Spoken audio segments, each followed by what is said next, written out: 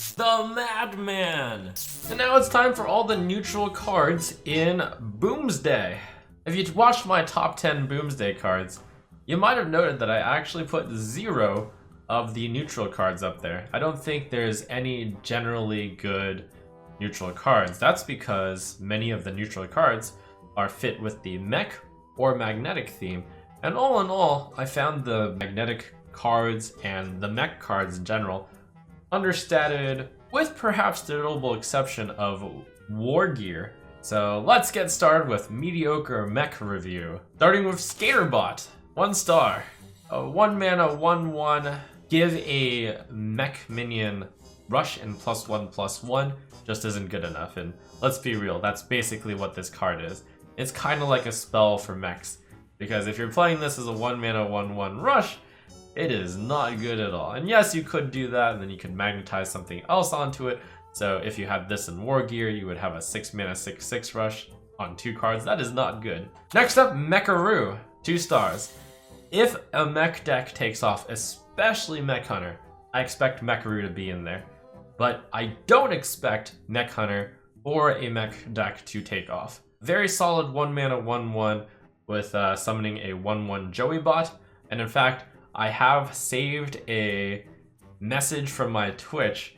Mecha'thun is a better neutral possess villager and you think it is bad. Test subject is a meme and you think it is good. Sigh.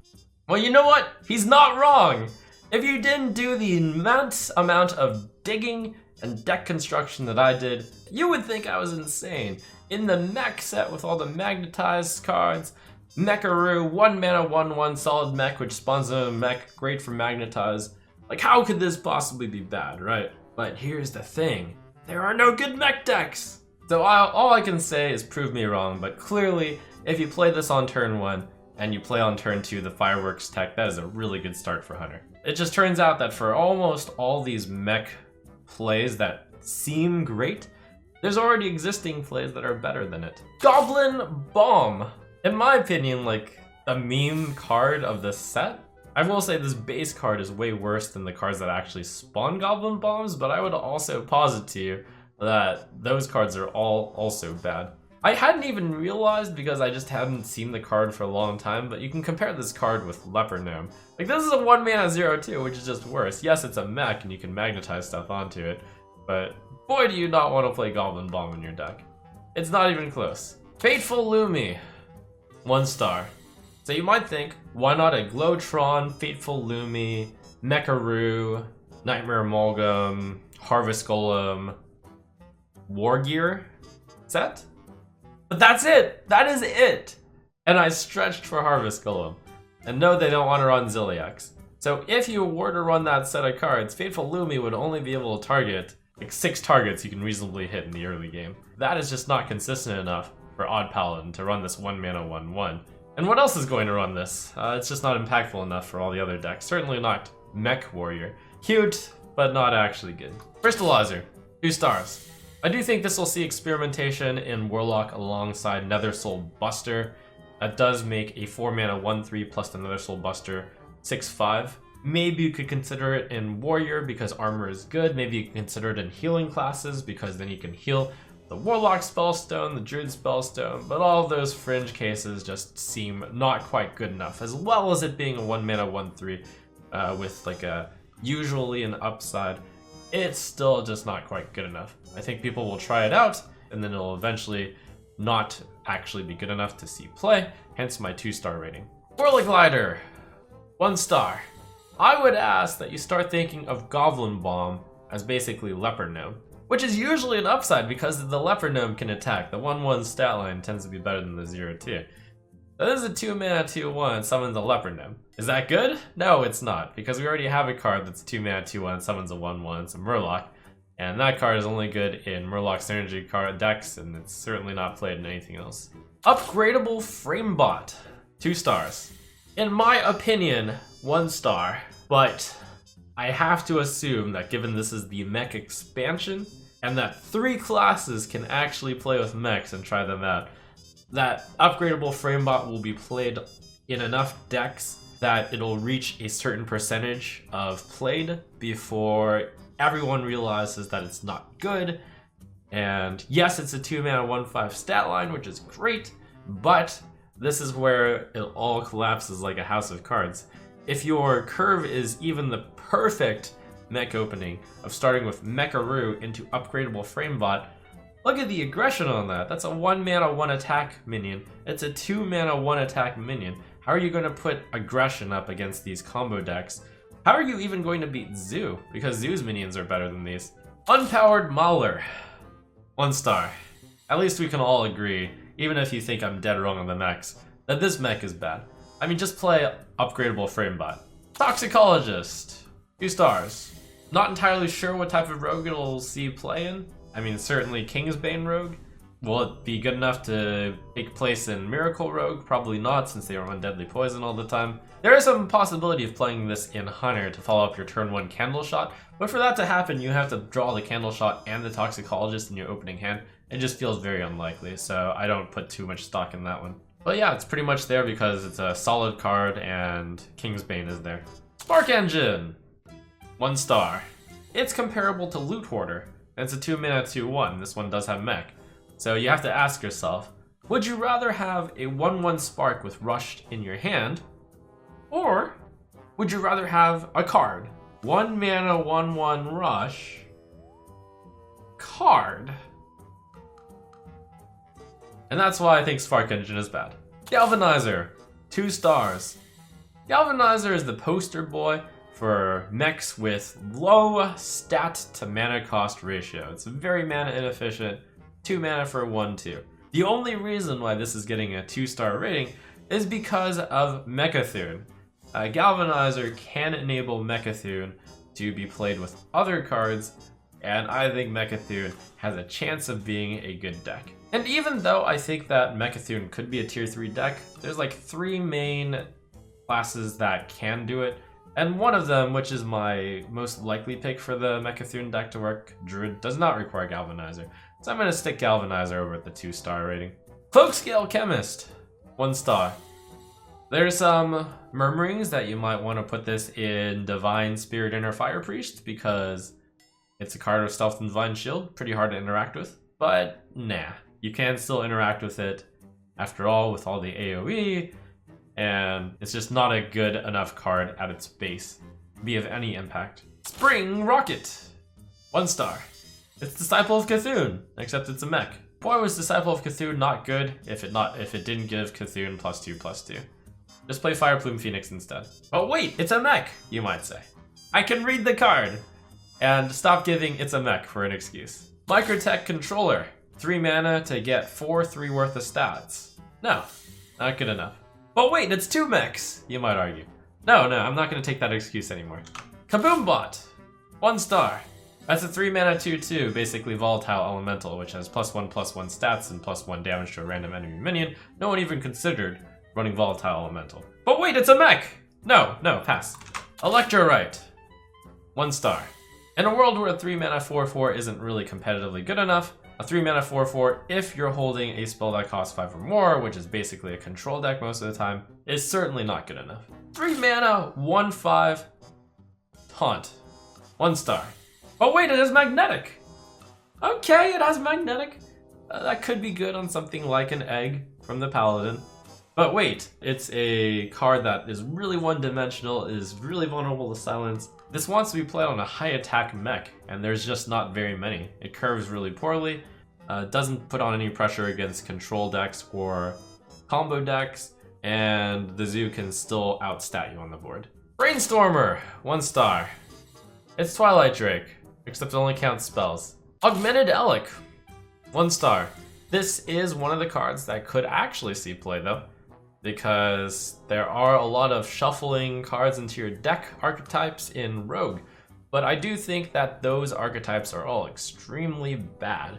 And sure, you might say, it's 3 mana 3/4, that's some good stats, but there are no decks out there that are currently excited to play a 3 mana 3/4 base value.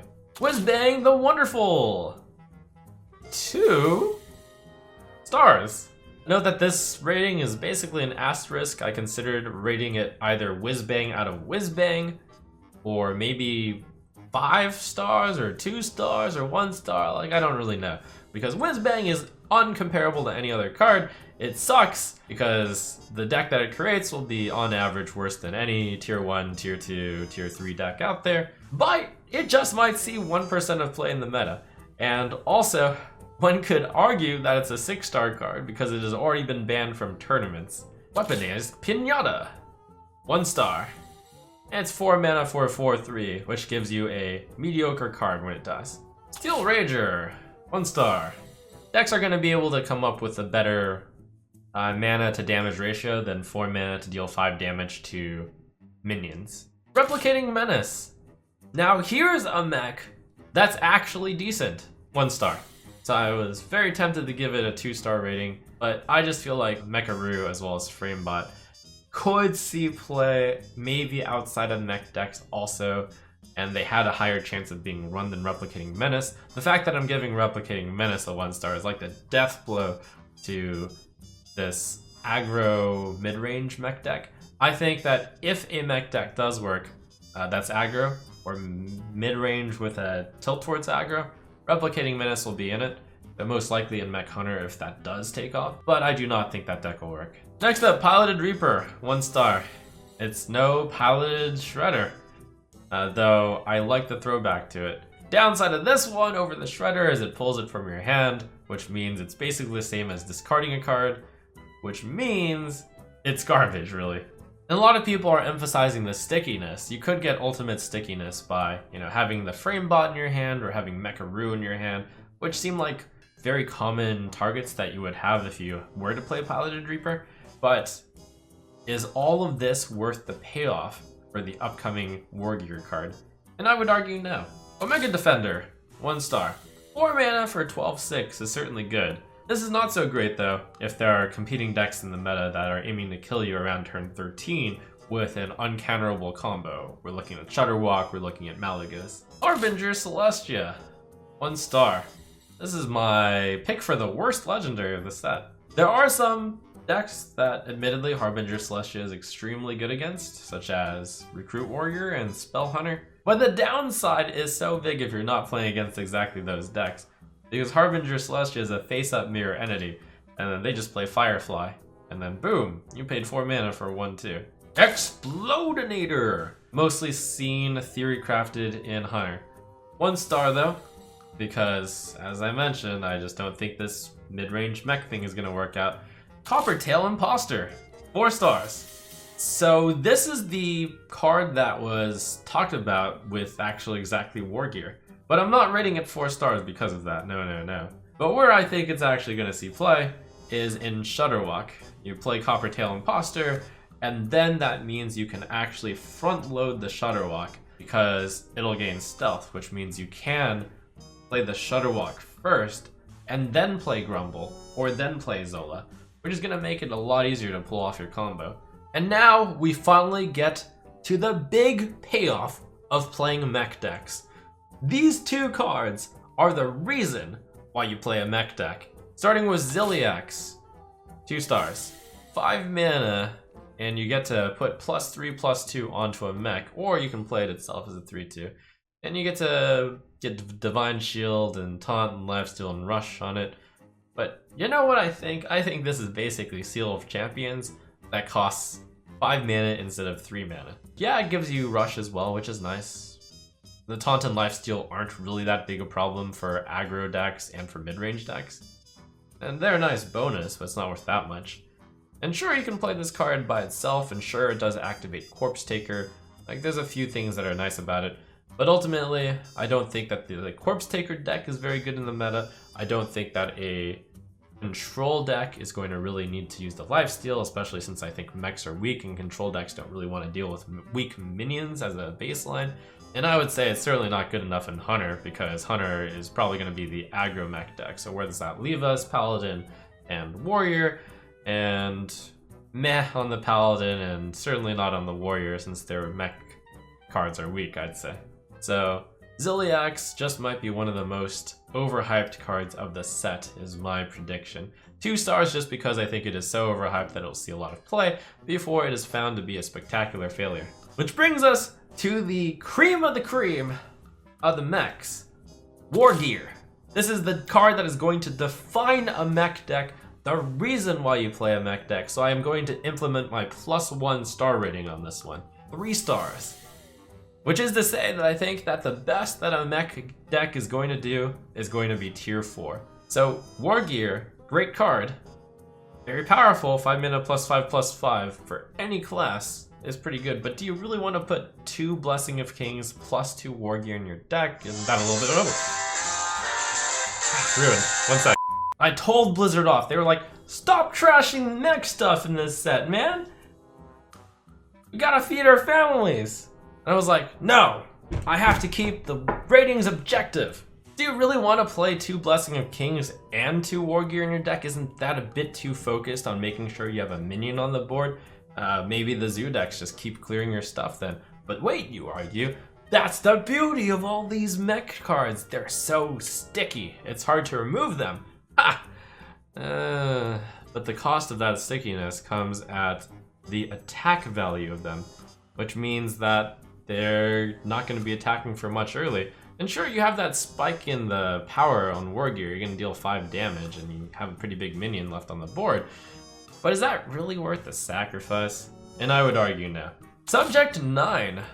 3 stars. You do have to build your deck in a very specific way in order to get this 5 mana 4/4 draw 5, and it is a legendary, which means you don't have that high a chance of getting it. So you can't compromise your deck that much, unlike Mysterious Challenger, where at least it was consistent enough that you had 2 copies. And Mysterious Challenger is way better because it's 6 mana 5/5. But I do think that for a certain deck, Hunter is already a deck that does run a bunch of secrets because the Spellstone is so insane with the secrets that you could legitimately run 6 different types of secrets in your deck, and then you could consistently play Subject 9 and draw potentially like 4 or 5 cards with it, and that will be a big boon to it. A lot of value in Mage as well. You could run the secrets, but I just don't think the Mage deck exists for this. Seaphorium Bomber. 1 star. I think this is a pretty big meme card. Basically, the main argument against Seaphorium Bomber is why not just run Life Drinker? In pretty much any case where you could run Seaphorium Bomber. Rusty Recycler. 1 star. It's like Apple Bomb, but the main problem is that it doesn't always restore 4 health, and it's only 2 attack. So basically outclassed by the Apple Bomb. Loose Specimen. 1 star. 5 mana 6/6 isn't good enough these days. This is a 5 mana 6/6 with a drawback. You could say that the 5 mana 6/6 does have an upside in that it can activate your Acolyte of Pain, but it's not worth it. Holomancer, one of the worst cards in the set, 1 star. It's a 5 mana 3/3, which only punishes the opponent if you're ahead on the board and they can't deal with a 3/3 somehow, and their hand is full of only minions? That's really specific. Giggling Inventor. 5 stars. This is, in my opinion, the best neutral in the set because it is a card that is absolutely crushing to any aggro deck. It's 5 mana for 4/5 worth of stats, which doesn't sound that impressive until you realize that, well, it comes with 2 Divine Shields as well. And if you count Divine Shield as roughly 2 health apiece, then that is 5 mana for 4/9 worth of stats, of which 8 has taunt, and that is major cheating, and the taunts are arranged in such an annoying way. You have to do 4 attacks to get through all that. So control players might play it in order to defeat aggro more, but even aggro players might play it just in order to defeat fellow aggro decks, protect big hitters such as Hench Clan Thug, or protect your face so that you can swing in with your 2 attack weapon. And I feel like this also ousts Rotten Apple Bomb. Because Rotten Apple Bomb was the defense card of choice, I think Giggling Inventor becomes the defense card of choice. Giggling Inventor also builds a board just by itself for Fungal Mancer. It's just good stuff. And if Mech takes off, Giggling Inventor will likely see play as well, alongside War Gear. Next up, EMP Operative, 1 star. I've just said that I don't think mechs will work out, so the tech option to destroy a mech will probably not be very useful. Spark Drill, 1 star. It's kind of like Starfire, which actually is seeing play, but drawing a card is probably preferred to adding 2/1/1 Sparks with Rush, Castaway for the Rogue, which draws you a combo card when it dies. That's all no play. So yeah, this is unlikely to see any play. Missile Launcher, 1 star. So Missile Launcher is a prime example of how cards with Magnetic and cards with Mech have been lowered in terms of mana efficiency to stat ratio. Compare this with Baron Geddon, 1 less mana for 3 less attack and 1 less health and 1 less damage to all other characters. But why? Well, it's because this is a combo with Venomizer. And with Venomizer, if you magnetize this to Venomizer, or if you magnetize Venomizer to this, you get 8 mana for 6/6, which kills all the board.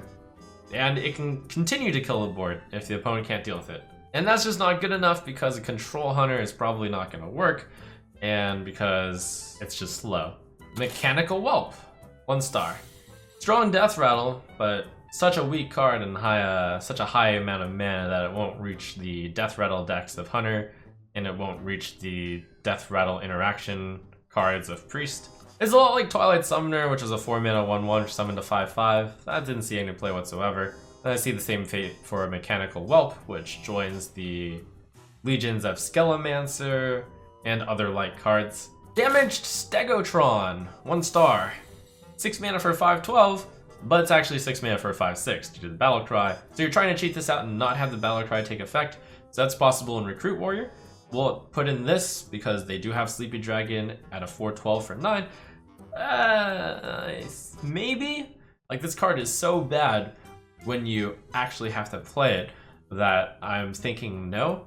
And also, on the Paladin side, you could cheat it back in with Kangor's Endless Army, but in order to do that, you have to play a 6 mana 5/6 taunt, which seems awfully bad. Arcane Dynamo is bad stats. 1 star. It does discover spells, and there's a very limited amount of spells. It has the flexibility that you get to choose between like the AoE generally for quite a few classes, and then the big effect, or maybe the single target kill. So it's nice to have that flexibility, but 6 mana for flexibility isn't worth it. And for Shaman, you can almost always get Bloodlust with it, but boy, you have to play 6 mana 3/4 in an aggressive deck, feels bad. Not gonna work, way too slow. Star Aligner, 1 star. It's a meme, but hey, War Golem is decent. Bulldozer, 1 star. It's Force Tank Max, except instead of an 8 mana 7/7 Divine Shield, you got 9 mana for 9/7 Divine Shield. I almost gave this a little bit of credit because Kangor's Endless Army is a card, and that does get a lot of value if it gets Bulldozer, admittedly. But boy, is that not worth it. And finally, last and not least, the mega card, Mecha'thun. 4 stars? I'm not gonna sleep on this one. It has some real potential. It probably more likely is that it's a spectacular flop, but if the meta evolves in a certain way where combo decks are supreme, Mecha'thun just might be the best counter to that, because in the case of combo versus combo, you are simply trying to outrace your opponent to winning the game, and Mecha'thun can win the game pretty fast, or it can also win the game in a slow and steady way, though then it'll win slower than the other combo decks. There are 3 main ways that I see Mecha'thun decks working. One is with Even Luck. Tap, draw out all your cards, you eventually play throughout the course of the game 2 of the Galvanizers, and then when your Mecha'thun costs 8 and you've gone through your entire deck, then you just play Mecha'thun, and then you Blood Bloom out Cataclysm, discard your hand, destroy your board, destroy Mecha'thun, you have no deck, you win. Problem with that is, though it is slow and steady and does win you the game, it does win slower than other combo decks. Though it is probably more sturdy, because you get to play it under an even Warlock core. Another option is you could play Druid with it. You play a Miracle Druid, you play Gadgetzan Auctioneer, you play a bunch of cheap cards like Innervate, like Gloop's Glorious Gloop, Moonfire, Barkskin, things like that. You cycle your deck really, really, really fast. Minimal survivability, but you could win around turn 10 by ultimately finishing them off with a Mecha'thun, Innervate, naturalize your Mecha'thun. Another way to do it is with Rogue. You put it into a Miracle Rogue core, and you're looking to play 1 Galvanizer beforehand.